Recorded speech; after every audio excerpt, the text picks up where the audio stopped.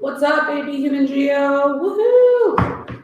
I'm super stoked, you guys. I haven't done a Human Geo stream since October. Yeah, man. Dustin Fowler has been killing it all year. If you watch the replays for human geography, you'll see me teaching like migration, population, all those early ones. But I'm back because Dustin's out tonight. Also next week, so we're going to talk about cities tonight, all the different city types, and next week all the different issues that arise in cities. So I'm super stoked. Human geography is easily one of my favorite classes. I just think it's so much fun. So as I'm going to get set up in a second, but what I would love for you guys to do, let's see, if your stream's not working, try refreshing. In the chat, I want to know where you are right now. Where are you located? Me personally, I'm streaming to you from Madison, Wisconsin, where the Fiveable House currently is. As we're growing, getting super excited for APs. I'm a little bit burned because I was just in San Diego, and I'm jealous of all of you who are still in places. Looks like I got a lot of San Antonio, still in places where there's like sun. Because I just came back to Madison and it is snowing today. So not super stoked about that. All right, dope. So we got a lot of San Antonio. I'm guessing you guys all know each other, which is awesome. Palm Beach Gardens, Florida. What else we got? Los Angeles. Oh, you guys are all like in the sun. I'm so jealous. All right, so the other thing I want to know from you up front is on a scale of 1 to 5, on that like AP scale, how are you feeling about the human geography test? Like if you had it right in front of you. Right? Like a 5 would be like, I'm so ready, give it me now, I'm gonna kill it, I can't wait. 1 would be like, can I get like an extra year or something? Let's see where you're at. I'm gonna share my screen so that we can jump right in after that. Application window.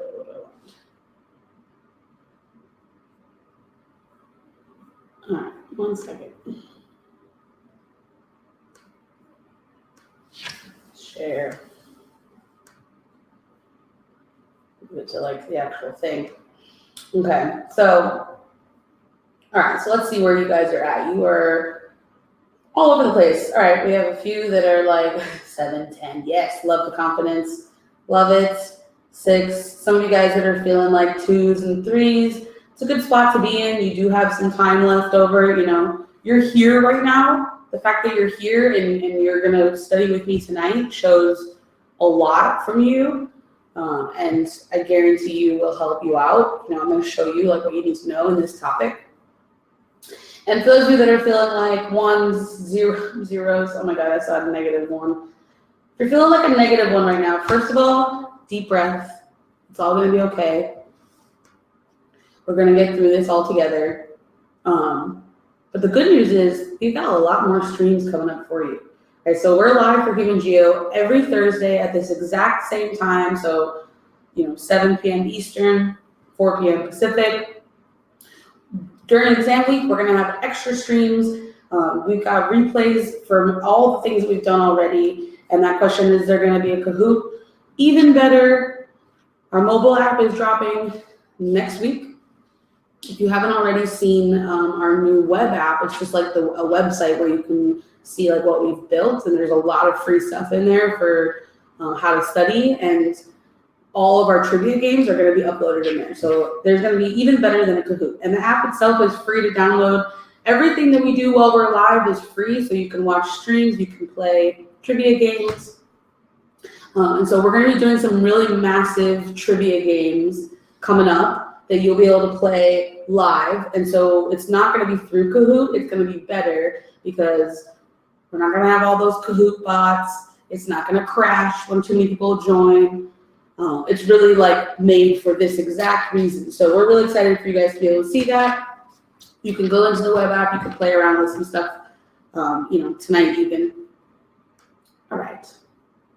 Okay, so if this is your first time in a Fiveable stream, just as a quick heads up, the chat is for you. Talk to each other, get to know each other, ask each other questions, build study groups. You can join us in our Discord channel, which was posted right at the very beginning. And I'll watch the chat, but sometimes I'm also like teaching. And so if there's a question that you really want me to answer, you want to make sure that I cover it, just pop it in the ask a question spot. And we're getting so close to the exam that if you have a question about really anything, like a specific thing in human geography that you don't understand, put it in there. And I recommend that you guys go in and upvote questions, answer questions if you feel like you know the answer. And I'll be answering questions kind of throughout, right? So I'll sort of jump in and out of answering versus kind of just showing you guys like what you need to know. And I have an FRQ at the end, which I'm gonna really hope there's time for, because this unit isn't so bad. It isn't like too much stuff. All right, we're ready. I'm ready. I know you guys are ready. All right, so you know what? Actually, I'm gonna keep it there. That's all right. You can just see my tabs. All right, so, you know, obviously welcome to Fiveable.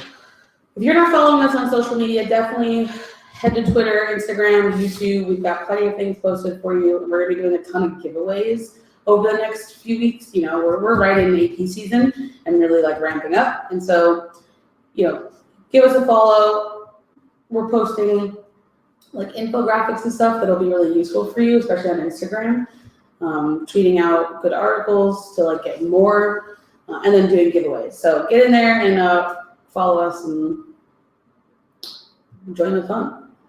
All right, so we're in the last unit of Unit 7. Put in the chat, what are you studying right now in human geo? What's the topic? Not the chapter number, not the you know, unit number. I don't have all those perfectly memorized, but what's the topic that you're studying right now, like that you just learned about this week or you just took a test on this week?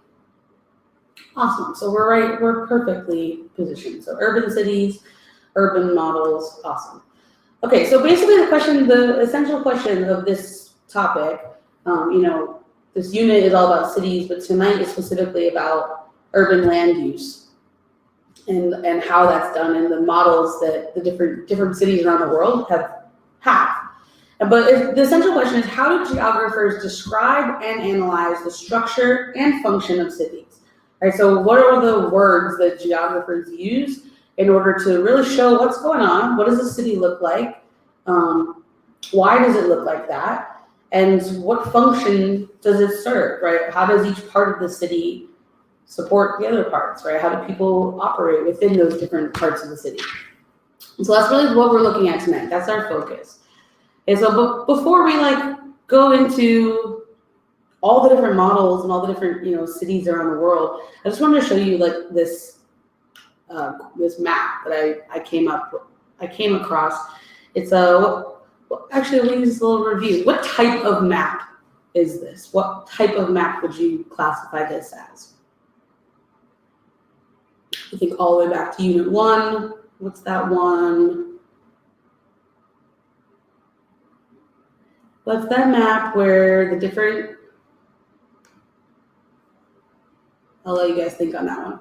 But let me show you around this map. So the number of people in the world that live in cities has gone up dramatically in the last 20 years and definitely in the last century.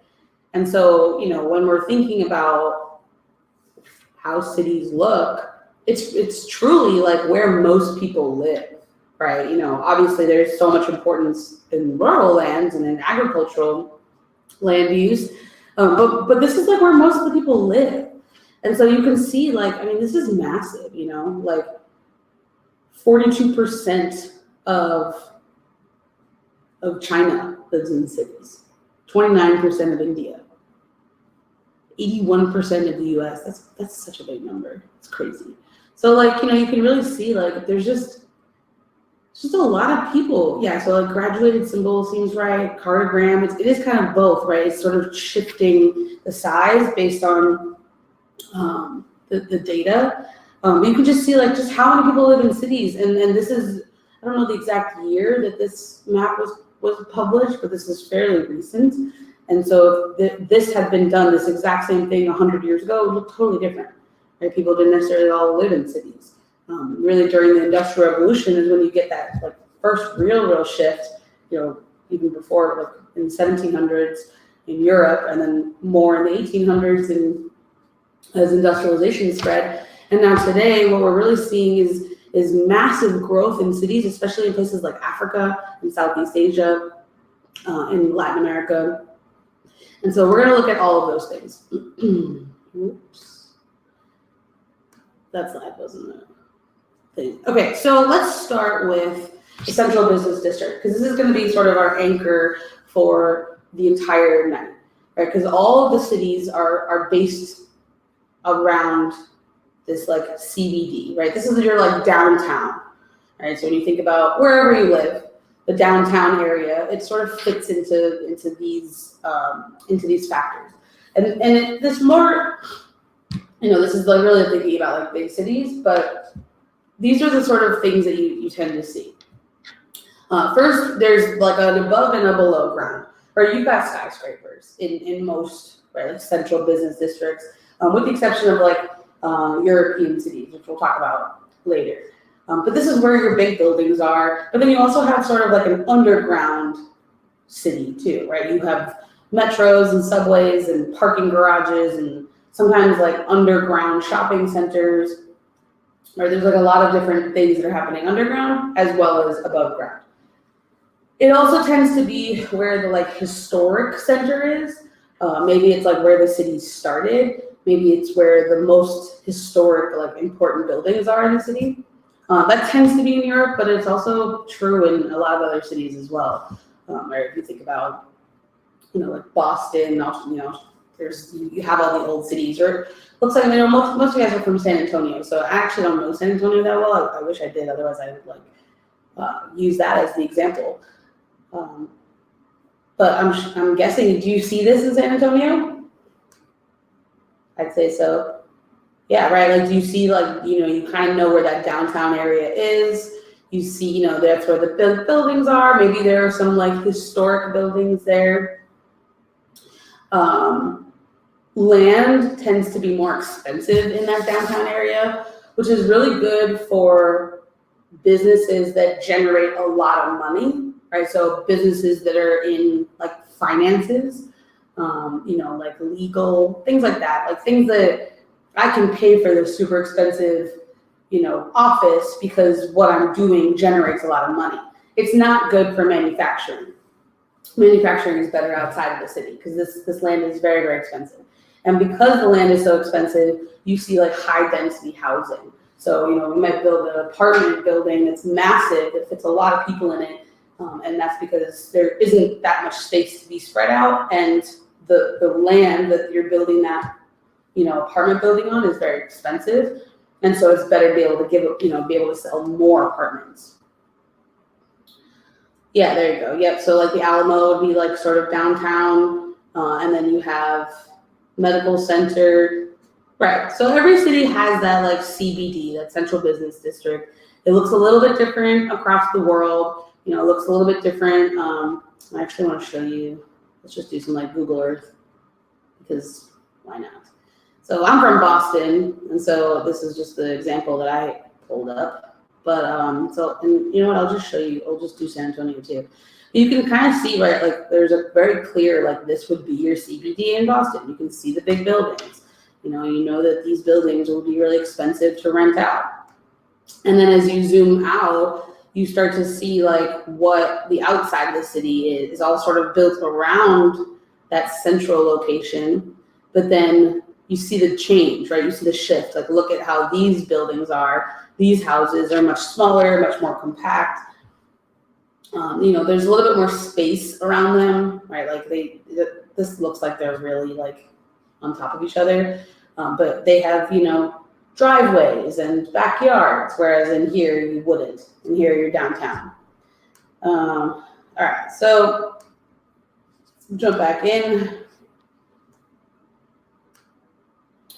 Okay, so basically you have in this presentation, we're really looking at what cities around the world look like. So there are 3 different models of North American cities that we're going to go through, and then we're going to quickly hit on like the other places in the world, what their cities look like, what the factors are that they're based on, and then at the end we'll sort of talk about some of the like challenges that these things present. So remember, models and theories, and actually I want to share with you this. I wrote this blog post at the beginning of the year, so as you're studying, I think this would be really useful. I put together 30 AP Human Geography models that you should know, with little, just like really quick descriptions of like, here's what you need to know about them. And so these are in order of units. So at the bottom here, we're going to talk about these just like the city models, right? But I think that's really useful. So you use it, study with it. All right, so you've got the most basic model of a North American city would be this like concentric zones model. This is Burgess, where you basically have the CBD in the middle, that like downtown area, and then as you go outward from the city, the different uses of that land change. So in this one, you would have this like sort of transition zone. This is where you might have kind of like abandoned buildings or factories or like lower class living that are, they're close to downtown because that's where there is opportunity, but they can't afford those high-rise buildings. And so they instead live in this ring. And then the third one would be more of like working class zone, right? So this would be like, they're still working sort of in the city, but they're living in separate housing. It's more of like big apartment buildings that aren't the like high rises, but can fit like a whole lot of people. And then you've got the like residences, the suburbs, right? This is where people have a backyard.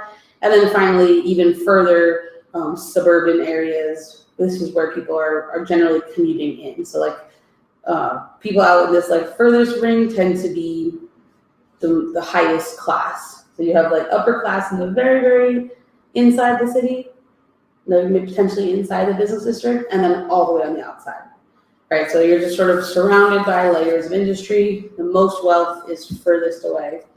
And it's just a matter of just like resources, right? Just like getting into the city, it's expensive to commute. And so if you live closer, then you don't need to do that. So this is like, it's very simple, right? It's a really simple look at cities because, you can apply this to like Chicago or New York, all the big cities, and potentially like San Antonio. But it's very simple. So there's issues with it, right?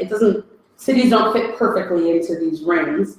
And so after, this was sort of the first model of like, let's think about what a city looks like.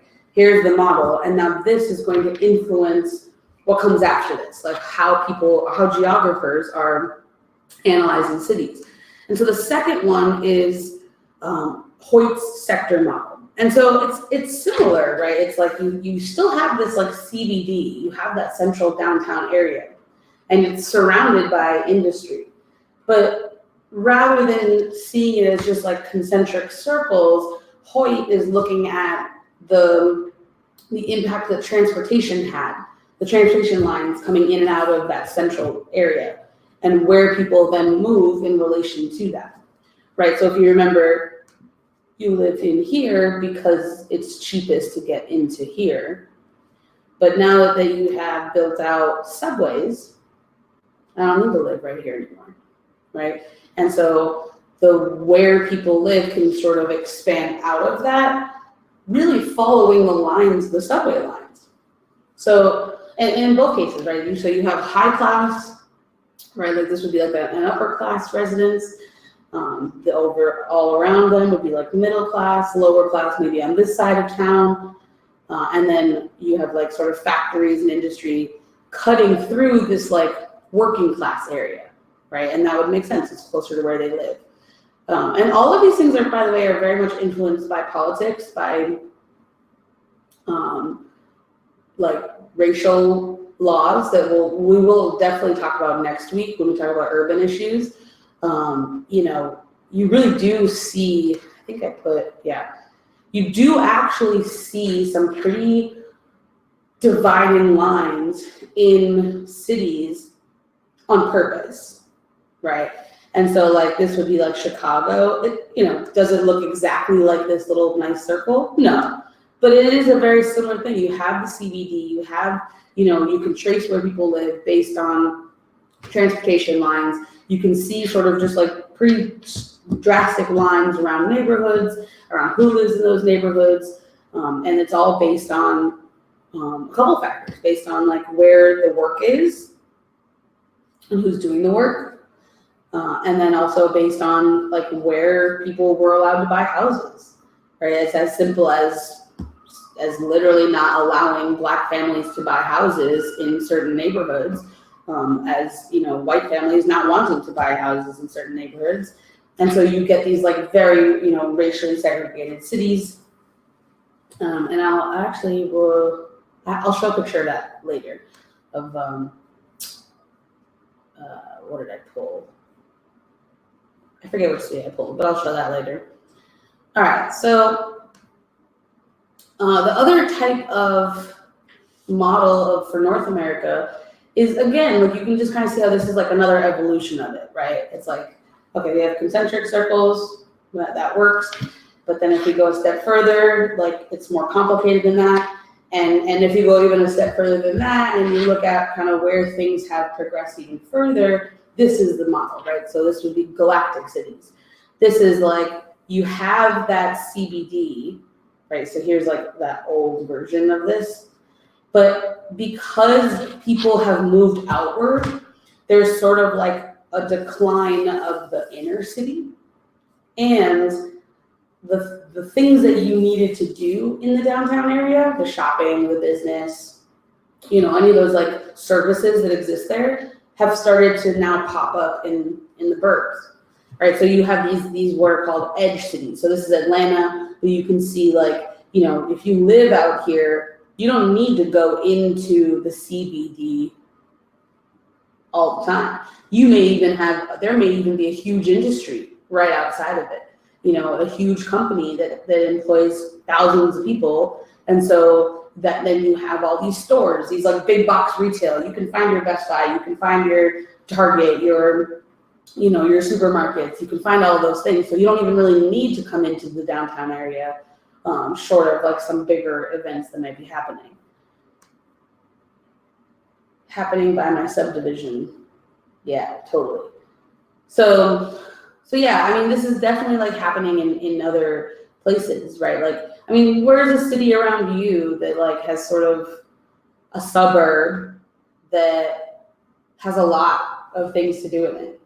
And so then people don't necessarily need to come downtown anymore. Maybe you have an example in the place near you. Near me, it would be like, actually like where I grew up outside of Boston is a town called Marlborough, which is right next to Framingham. And Framingham is very much that. Everything you need is in Framingham. There's tons of huge industries. You don't need to go into downtown Boston. I don't need to commute into there. I could work and live in the suburbs, just like, most of my friends' families did. And we would just go into the downtown area just for, like a fun night out or like a special thing. But you didn't need to go into there. Okay, so what does the rest of the world look like? This is how like human geography tends to be, right? It's like, this is what it's done in America, and this is the rest of the world. Let me answer this question first. I'm just gonna go backwards. Okay, so the CBD isn't the most wealthy. Doesn't it have a lot of importance though? Yeah, yes, and like, a lot of the money is in the central business district, right? So, think about like, think about the cost of living. Like some people that want to buy big houses are gonna live outside of the city because you can have a lot of land there. But there are also people that live downtown in like really nice penthouses, right? but it's usually like a financial center of the city, potentially like an educational center. There may be like some really big colleges there, really big industry, right? Like, I'm trying to think of like all the different, think of like New York City, right? Where you have like Manhattan and like Times Square. There's a ton of money in there. But a lot of the really rich people in New York live a little bit outside of the city. It's quieter. You can buy this whole nice giant house, and then you just commute inside.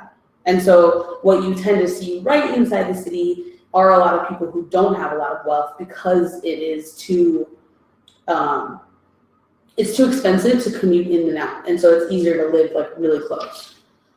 So yes, it's usually where there is a lot of incredibly important industry, but also, what was I going to say? Important industry and important services, right? Like the things that people need are generally like in the downtown area. Okay, so this question of like, let's see maps of the functional zonation of various cities to see whether any of them actually look like the concentric zones or sectors. Yeah, and I was actually trying to like pull these things just to sort of like see some. All right, let's look up San Antonio. Google Earth, you guys. This is a hell of a way to study. We're just gonna move away from Boston, move over to San Antonio. It's not gonna be perfect. Like that's the thing is like, this map it's not gonna line up perfectly, but I bet that it is very, very similar. I bet I bet it has aspects of all of them, right? And so you have your downtown area. Like we just kind of zoom in. You can like see it, right? Like even if we're all the way up here, you can see. Like I don't know San Antonio. I went there once several years ago, but I can already see like, okay, if I want to find the downtown area, well, I'm going to the middle, right? So it's almost that like concentric thing is coming back. I can see the differences, right? You can see the difference of what this area might look like versus this area, right? Versus this area. Like look at the difference of that, right? Someone that might live out in the outskirts of San Antonio might work downtown, but they've got a huge house outside. Let's see. Yeah, right. If we just are zooming all the way in, this is definitely your downtown area. I'm gonna switch the view a little bit. All right, there it is, right? There's your like river walk, right? The Alamo's down there. So you have like historic things. You also have big industries, right? You can even see like, let's see, and like who works in these buildings, right? People that are generating a lot of money. And then I'm sure too, it's the same thing similar to the multiple nuclei. So if you look outside of the city, you have, what's popped up is that as people have moved out, and I'm guessing that this freeway here, this 410 freeway that surrounds the city is sort of your like city limits, right? And so as you zoom out, the people who live on the outskirts of that freeway have developed edge cities, right? Building out 410. You can see your house? Nice. Yeah, right. So like as people are building outwards, there I don't like you would know better than me. Like of the cities out here, which of these cities have become like centers all on their own? Right? There's a lot going on there. Like there's a lot of different places for people to work. There's maybe good schools. There's lots of services that they need. Think about some of those like, I'm not sure which one would be the one to point out, but that that would be your edge city, and so they're just sort of next to it, and I'm sure if you just like zoom out even further, it'll pop up. And San Antonio is so close to like Austin that it's kind of an interesting thing because you have two major cities fairly close to each other, relatively. And so what do the cities in between them look like, right? Like San Marcos is probably quite the edge city in between that has everything you sort of need. So if you live here, you don't have to go to Austin or have to go to San Antonio. You have what you need. So that would be my guess. Just based on like, how I'm thinking like a geographer in a city that I don't know, but that's sort of like how the models would be applied. All right, so if we look around the world to other regions, they're very, very similar. So, I think when you first look at like, oh, I gotta know all these like city models, it feels like a lot. Let me actually just click there answering. So it feels like a lot in terms of all the different models to know, but they're really not all that different, right? So if we look at Latin America, this is the like Griffin Ford model. You have the CBD. It's very similar to like the sector model, right? Where you can see that there's sort of this, it's not just like a simple concentric circles. There's kind of a lot of pieces to it. But one of the things that's really different in Latin America is that the further away you are from the CBD, the lower quality housing becomes. And that's totally different than in America. Because in America, the further away you get from downtown, the more you get into the suburbs, the nicer the houses get. But this is completely the opposite. So in Latin American cities, because on the outskirts, there is less access to transportation, to electricity, to services, to water even. You don't get wealthy people living far away. They live right in the city limits. And so these disamenity zones, this is a good term to know. These are places in the city that are really not connected to a lot of city services. And sometimes they are sort of like hotbeds for gang violence, or what I'm going to show you is like some of these, like this is a favela in Brazil, right? These like shanty towns, they're very, very, very poor areas. And so in Brazil, these favelas are very much like built on top of each other. They don't always have access to electricity, to plumbing. There's definitely not good education and medicine, medical services in these areas. Very, very lower class, with a poor quality of life, just in terms of like, kind of like movement and access to resources. And so these regions, we have these in the United States, like shanty towns, right? So if you've ever like driven through the downtown area, and you might see like almost like a homeless like pop-up, that like I used to live in Oakland in California, and those were there a lot, where you would see these like, what do they call them? These sort of makeshift neighborhoods, right? Where people are sort of tent cities, right? So people living in tents, and this is where they live, and obviously they're not getting access to a lot of the things that even just a few blocks away people have access to, right? Electricity, plumbing, any type of service, like even just having an address, right? You don't necessarily have an address, and so therefore you're not getting access to the same things. And so this exists in every city, right? You have like homelessness, and we'll talk more about that next week when we talk about urban issues. But wanted to really point this out as specific to Latin America, these terms, because these are a lot bigger than what we see in the United States. Okay, so if we keep we keep going around the world, and I'm going to get back on Google Earth in a second. We're going to go do some traveling.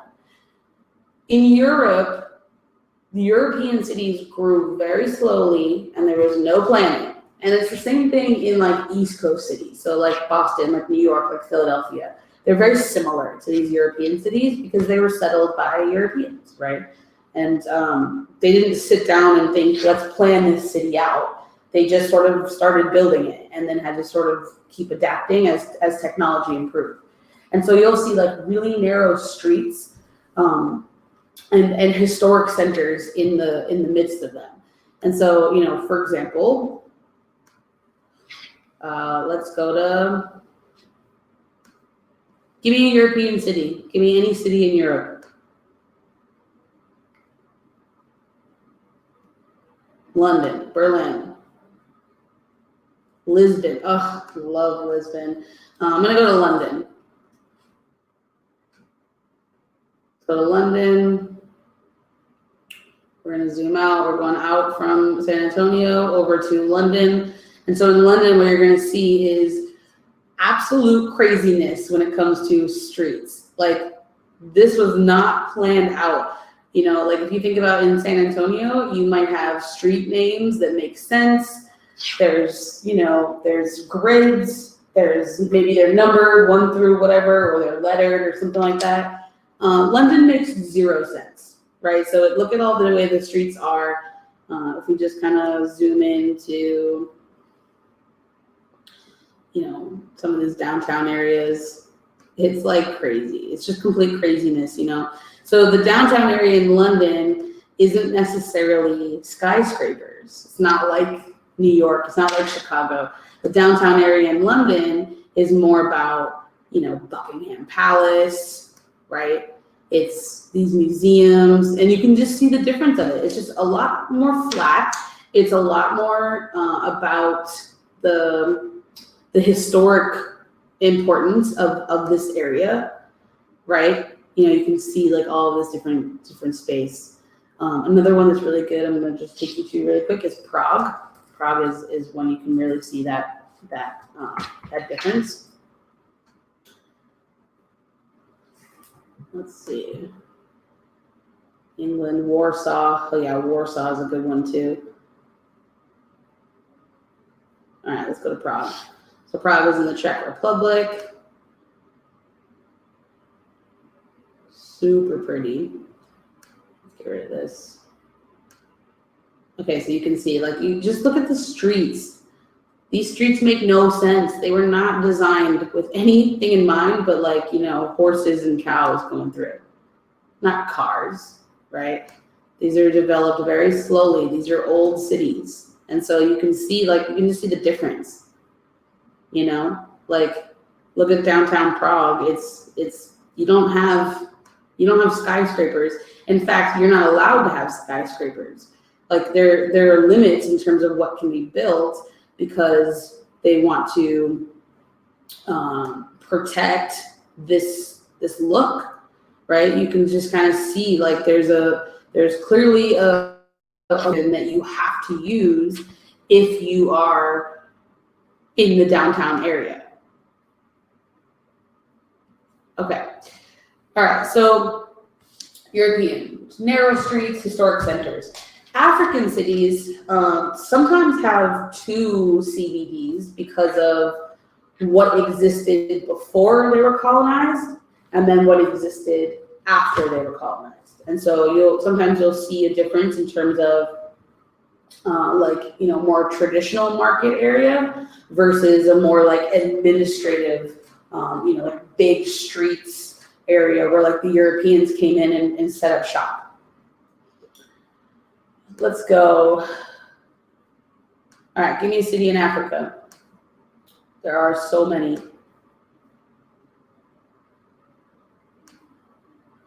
Lagos. Ooh, Lagos is a good one. Massive. It's so big.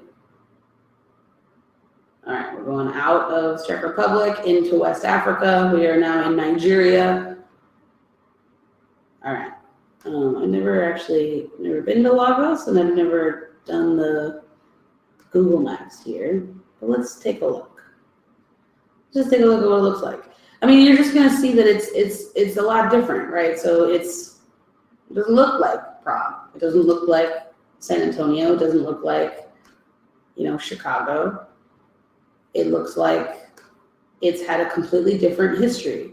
There was, you know, I'm sure that there is a downtown in Lagos that is more historic center, and that there's also a downtown Lagos that has much more European influence. Let's see. Cape Town. Cairo is a good one. Yeah, let's go to, whoops. So Cairo. Yeah, I love this. I love how it just like jumps up. There we are on the Nile.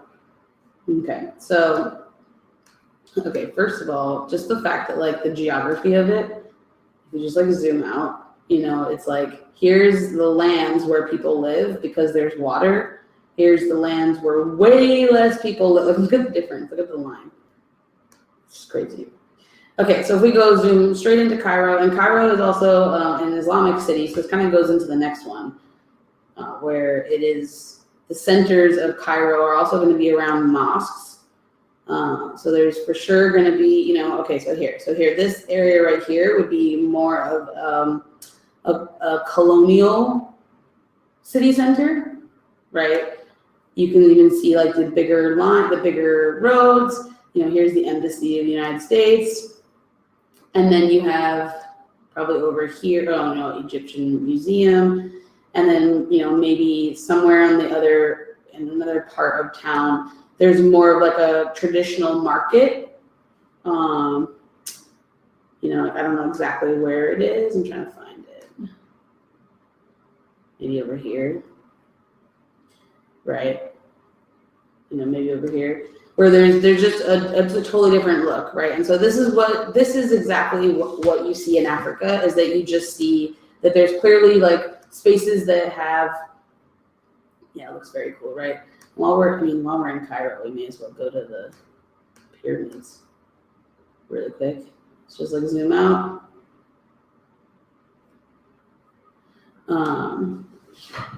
Yeah, so that's the biggest thing about pyramids of Giza.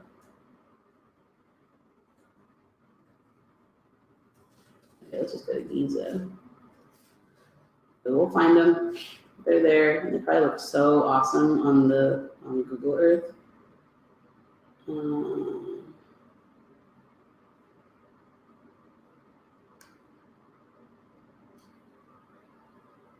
All right, there they are.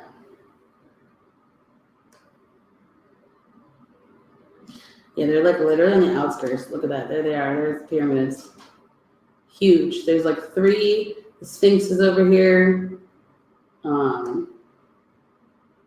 Yeah, there they are. We're on the outskirts of the city. There's a Sphinx. Super cool. But you know, it's not the center of the city by any means. But it's there. Okay, and so like then as we mentioned, so Cairo is very similar. A mosque might be more at the city center, with also you'll find like public services there, right? Like things related to education, to medicine, any of the things that people need, community services, tend to like exist around the mosque. It's a communal place where people go. And then Southeastern Asian cities,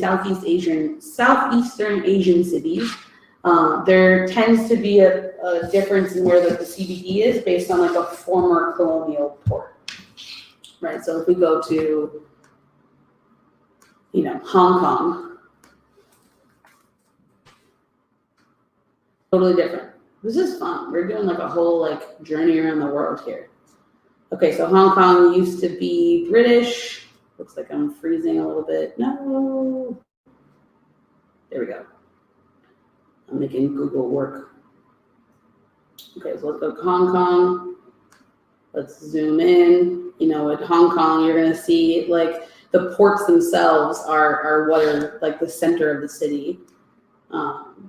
Massive skyscrapers. It's not really about the like historical city center, even though there are like historical buildings there. It's much more about like the actual port, right? This is where the British set up shop in this port. And so because of that, now you have this whole city, this whole like massive city that's sprung up around those areas, right? You can see like all the different buildings and around, like it's massive, it's just huge. All right, let's keep moving. There are a few more things to bring up here. Not too many more, so I'm definitely able to take questions, and we can look really briefly at this FRQ. Okay, so within every city there are local regulations. All right, and so I brought this up a little bit earlier, and we're going to talk a lot more about this next week. But basically, just around how land can be used. So like all those different cities that you just saw, it's not by accident that you see people living in one place, businesses happening in another place, industrial complexes happening in another place. It's on purpose. So this is all about zoning and like where you decide things in the city will exist, right? So in terms of residential zoning, you can develop laws around the size of buildings, around the density, how many people can live in each one, and even around the diversity of that neighborhood. Okay, so this is Chicago in the year 2000. And so you can see all the pink dots are white communities, all the blue dots are black communities, green is Asian, orange Hispanic, and then there's another dot as well. And this is on purpose, right? So this is like where black communities, black families were allowed to buy houses, where white families fled as a response to that, and then have not like gone back to. And so you have, this like these different neighborhoods that are just sort of walled off. And so, that segregation very, very much exists on purpose, right? You've also got regulations based on commerce, where stores can be, where businesses can be, where can you sell things. You can't just sell them anywhere.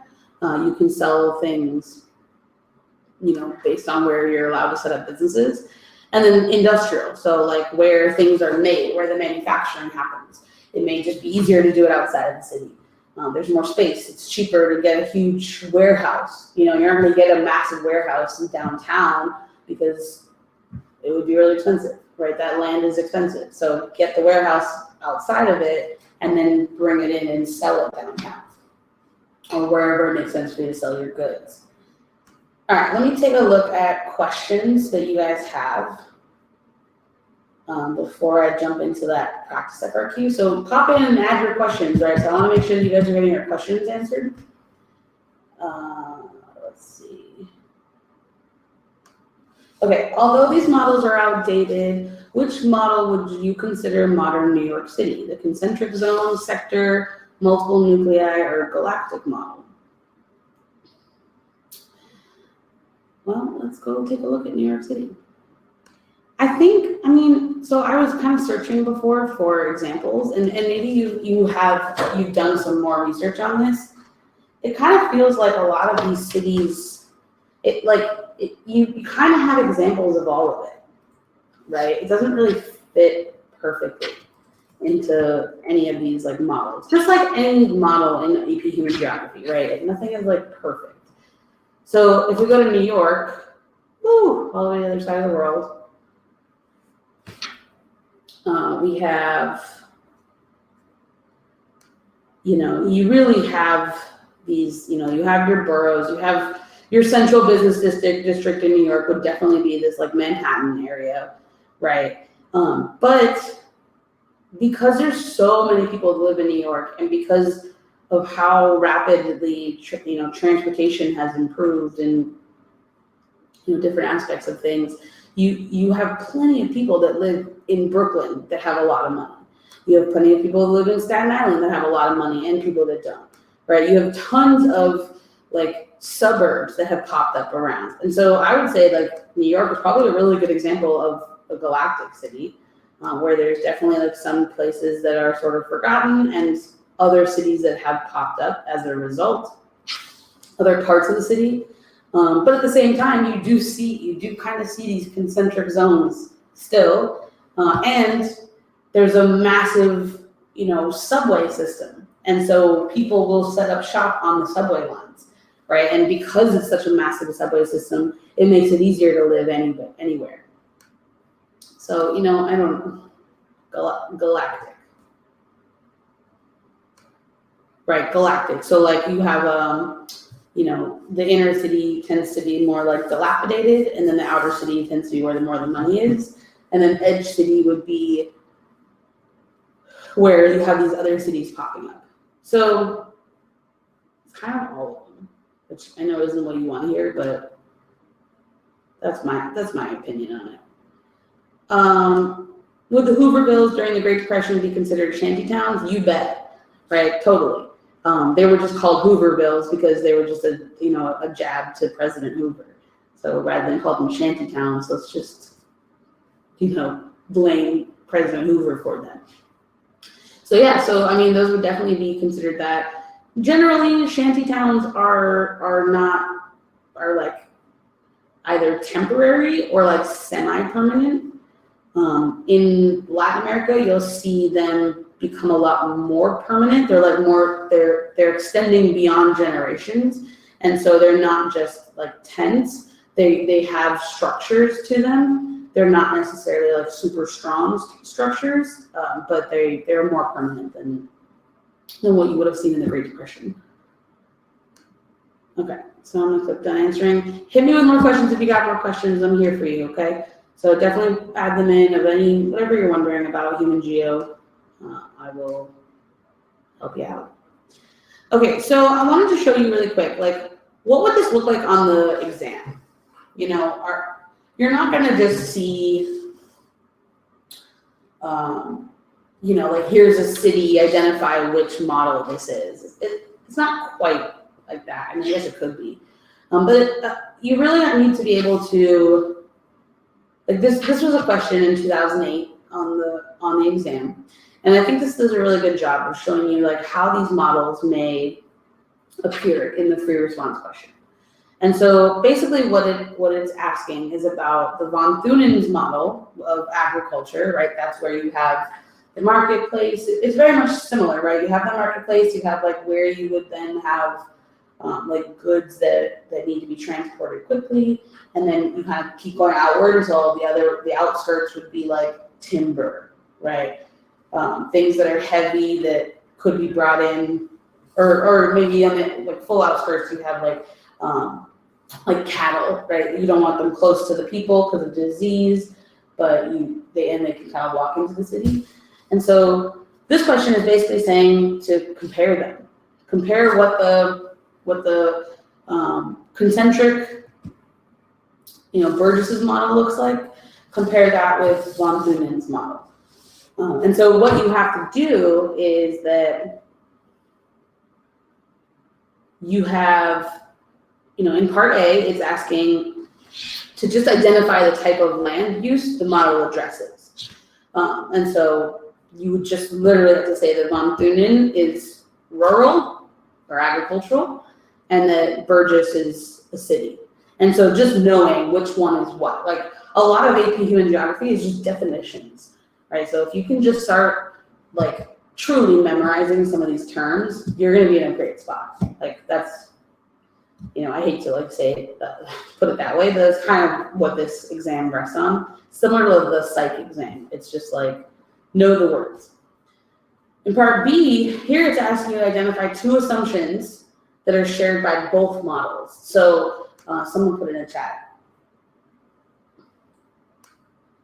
Don't both models not take into consideration of other factors that help a settlement grow? Yeah, right. So there's assumptions that are made. The cattle needs more land for live, and like you said, the more land, more money. Assumptions, like a guess. Yeah. So let's look. So here's the best part about when you study with past questions is that you can find the answers. So what they do is they not only post, here's what the question was, but they also post scoring guidelines. So you can see what you would have had to say to earn that point. So put in the chat, what would be an assumption that both von Thunen and Burgess made? Something that they just isn't necessarily true about all cities, but this model has to assume something. So what are some assumptions that are made? That it's not totally a guess. It would be really like you're making an assumption that's basically saying that all cities are the same, right? And so like what would be a specific assumption that's being made here? I'll give you a second to come up with some ideas. And I'm not going to show you yet what the answer is. Cities wouldn't grow in height like skyscrapers. Okay, rapid growth due to industrialization. All will develop the same.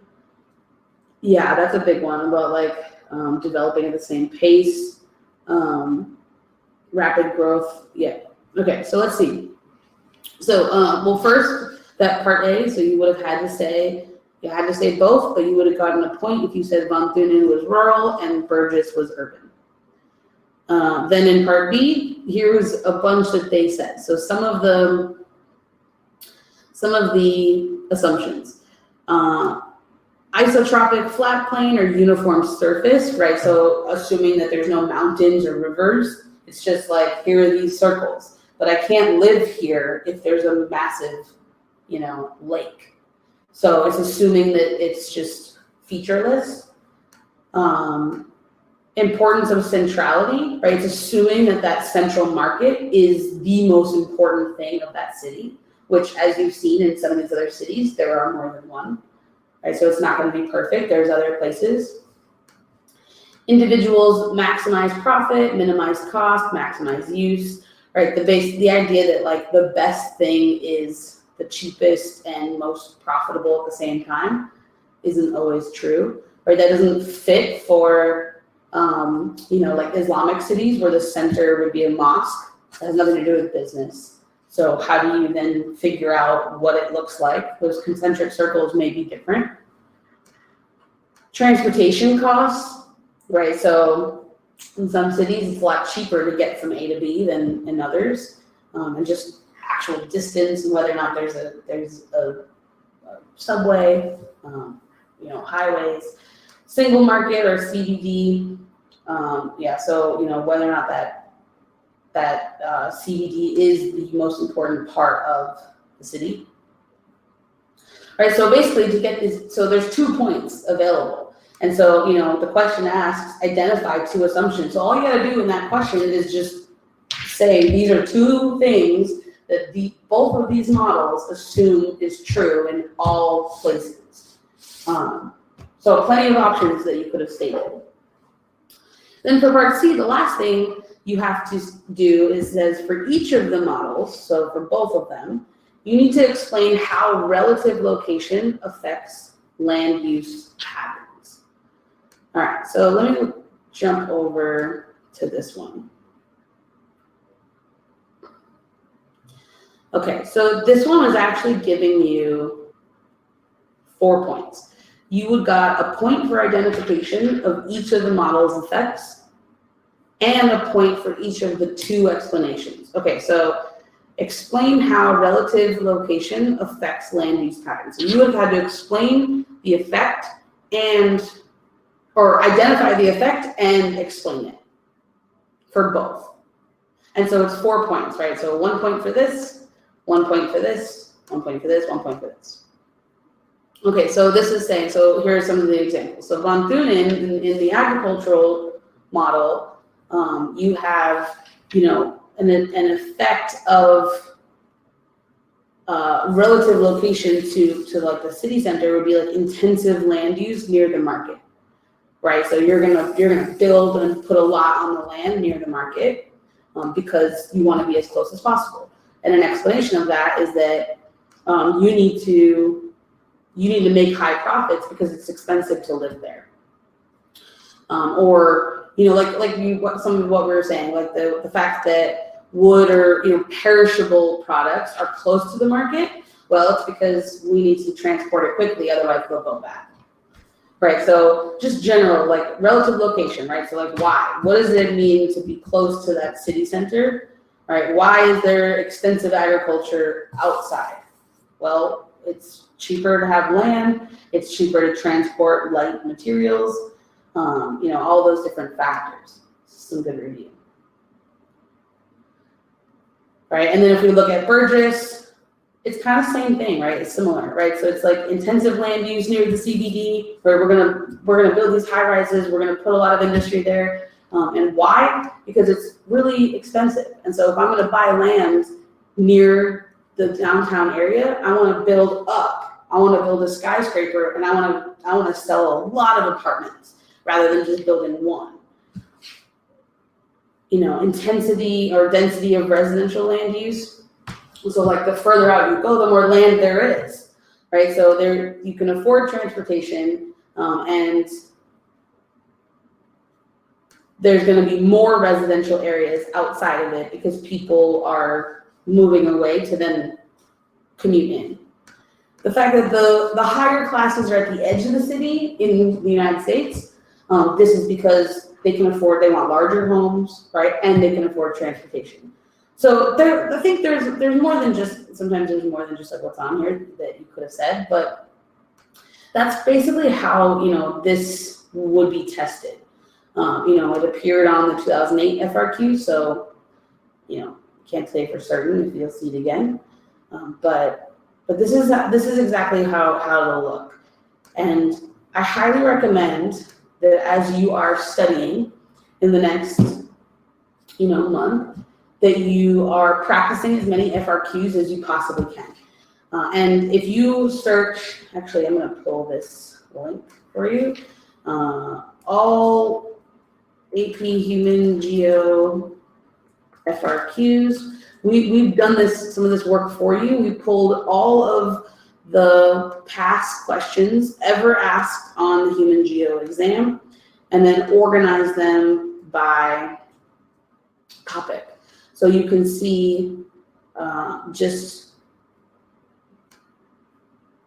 you can practice them, and you can write as many as you can, just based on like kind of cutting through the different units. So we just organize those by units for you, so you can go through and practice the ones that you need to, based on all the ones that have been asked. So highly recommend doing that. There's one question up here of like, let me post the question. And then this will be the last question that I'll answer tonight. But should I study vocab or models more? You should study both of them. You should see models as vocab, right? You need to know what, like that question right there, the one that we just did, that FRQ, if you don't know what the von Thunen model is, that question becomes really, really difficult. If you know what von Thunen is, if you know what the Burgess model is, it's a lot easier to then say the effects of them, or the explanations of why. And so those two things really go hand in hand. I highly recommend that your study plan in the next month includes two things, right? So like this is the takeaway. Study the vocab, you know, use Quizlet or note cards or any other way that you can start timing yourself. You know, you want to pull all the vocab from the whole year that was necessary to know. You know, you can go by unit or whatever works for you, and make sure that you're familiar with them. You know, like if you actually just make note cards, you're in a good spot, because just the process of writing them and sorting them is studying. Right? That is what it is. And so you can use Quizlet, because Quizlet people have already done it, and they have games that you can play. But even if you just get some note cards and just start writing them and just start sorting into, you know, I have no idea what this word is, I kind of know this word, and I super know this word. And you just keep going. And so you can get all the words over to I super know what this is. And add the models into that. You know, make a note card for the model so that you just be able to identify that. What is this used for? What are some assumptions that it makes? Is it accurate? You know, where might we see this? Just some of those like basic things, and put those into your vocab. And then second, do as many FRQs as you humanly can. Go through the list. I didn't even put this. Oh, no, I did. So go through the list. You know, all I did on that blog is I was linking from College Board just so that you have them tagged by the right unit. Go through the FRQs, practice writing them. Look at the guidelines. If you just search, like if you're doing the practice one from 2013, then you can just search 2013 guidelines and just sort of follow that to even grade yourself. These ones are a lot, like out of all of the AP exams, these ones would maybe be one of the easier ones to grade yourself, because it literally is just like, did you do these things? Whereas like the histories, it's a lot more subjective. So study vocab, practice FRQs, and I'm gonna leave you with that. So next week, same time, same place, we're gonna be doing urban issues, right? This is basically the last new content. We'll talk about sustainability. We'll talk about all the different things that come up in cities that need like solutions. And then after that, we're going to be fully in review. So then we're going to do a session on Unit 1 and 2, session on 3 and 4. We're just going to go all the way back and just start cutting through all of them. So get it on your calendar, the AP Human Geography 5 low reviews. I want to make sure you're passing this exam. I want to make sure that on exam day, you're hella confident and you're feeling like, I got this, There's nothing like waking up and just being ready. And so that's the goal. If you're not yet a 5 Plus member, highly recommend checking out 5 Plus. Between myself at the beginning of the year and Dustin the rest of the year, we've got tons of videos for Human Geo and all the slides and everything up that I think are going to be huge help for your exams. You can check out our web app so you can bounce around. You can learn some study ideas and hopefully become a member, because we'd love to have you. During exam week, for only 5 Plus members, we're going to be doing extra reviews, kind of just cramming last minute for the exam. And so that'll be a members only stream, but everything else is free to attend. All right, if you're still in the chat, hit me with a number 1 through 5 again, or an emoji if you're feeling emoji-licious. How are you feeling right now? How are you feeling about this content? Or AP Human Geo in general? How are you feeling? Give me a number, give me an emoji, whatever makes the most sense for you. I'm personally feeling, but I'm feeling exhausted. But I'm feeling great about Human Geo. All right, so we got some 3.5s, 3s, 8s. That's good. 3, little monkey. -5. That's not what you want. All right, well, we're moving in the right direction. We're going to get there. If you're feeling stressed out, just start somewhere, Just start going back through, start learning some vocab, watch a few replays, do a couple things, and we'll slowly chip away at it. All right, y'all, I'm out for tonight. I'm going to see you next week. I'm going to hold you to it. Dope. Oh, yeah, it's cold. I know it's like snowing outside. I'm not about this life. All right, bye.